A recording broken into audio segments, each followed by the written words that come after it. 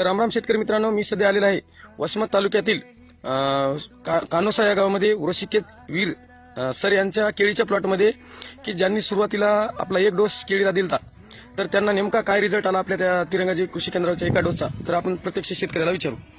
खूप छान रिझल्ट आलेला आहे. जसा पोंग्याची वाढ वगैरे बुंदा हा खूप छान झाला. पानाची साईज वगैरे कशी वाटायची तुम्हाला? खूप छान वाटायली. पण वाढ पुन्हा फास्ट व्हायली आहे. बरं, खर्चामध्ये तुमची किती बचत झाली बरं? खर्चामध्ये खूप बचत झालेली आहे, कारण असं जर खर्च करायला गेलं तर खूप खर्च होते. म्हणजे तरी तुमच्या त्या खर्चापेक्षा आपल्या ह्या तिरंगाजी खर्चामध्ये जवळपास कितीचा फरक बसला तुमचा? बराच फरक आहे. अर्ध्या तच केळीचा प्लॉट होऊन जातो पूर्ण. बरं बरं बरं, काय म्हणाल रिझल्ट तुम्हाला?